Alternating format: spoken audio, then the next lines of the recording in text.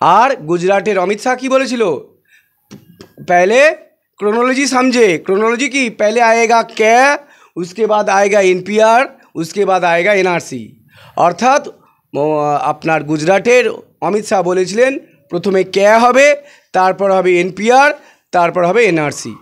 তাহলে আজকের এনআরসি কিন্তু শুরু হয়ে গেল এবং মমতা ব্যানার্জি আর ডায়মন্ড হারবারের প্রার্থী অভিষেক বন্দ্যোপাধ্যায় কিন্তু এনআরসি পক্ষে সাপোর্ট করলেন বা সমর্থন করলেন। বলতে পারেন আপনি যেটা বলছিলেন ফেলা থুতু চাঁটা, কারণ বাধ্য হয়েছে। কারণ মোদি বা অমিত শাহ যে শর্তগুলো রাখছে তৃণমূলের উপর, একেবারে তৃণমূলের বাঙালিদের যে স্বাধীনতা তো শেষ করে দিয়েছে।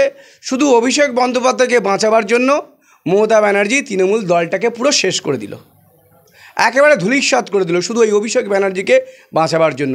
ওই অথচ তৃণমূলে যে সমস্ত লোকজন ছিল, যারা রক্ত বলিদান দিয়েছে, যারা অনেক ফ্যামিলি থেকে শহীদ হয়েছিল তৃণমূল দলটাকে আনার জন্য, আজকের মমতা ব্যানার্জি নিজের ভাইপো বা ছেলে আমি জানি না, আপনার শুভেন্দু বারবার বলছে ওটা ছেলে, সে বিষয়ে আমার মতামত নেই, তবে আমরা জানি ওটা মমতা ব্যানার্জির ভাইপো অভিষেককে বাঁচাতে গিয়ে কিন্তু তৃণমূল দলটা পুরো শেষ করে দিল এবং সর্বোপরি বাঙালিদের একেবারে বাস্তুচ্যুত করার শর্ত মেনে ক্যা এনপিআর এনআরসি যে আইনটা পাশ করেছিল, সেই আইনের প্রথম শর্ত ছিল যে ক্যা দিয়ে শুরু হবে।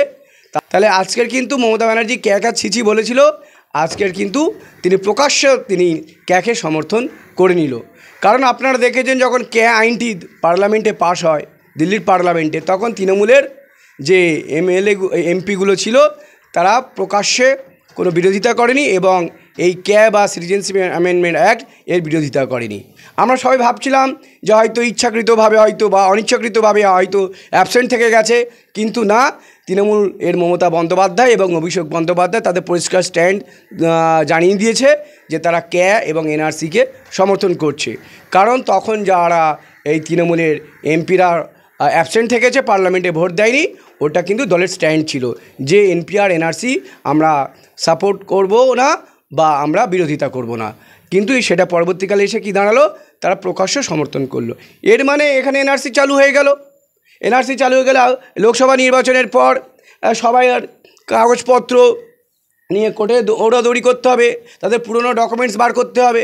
এইগুলো এখন লোকসভা নির্বাচনের পর আপনাদের যারা বিশেষ করে সংখ্যালঘু মুসলিম আছে, আদিবাসী আছে, শিডিউল কাস্ট সম্প্রদায়ের মানুষ আছে, ওবিসি সম্প্রদায়ের মানুষ আছে, তারা কিন্তু লোকসভা নির্বাচনের পর তাদের বাপদাদাদের কাগজপত্র ওই দলিলপত্র খুঁজতে হবে আর কোর্টে গিয়ে এগুলো জমা দিতে হবে, বিভিন্নভাবে এপিডেভিট করে এগুলো জমা দিতে হবে।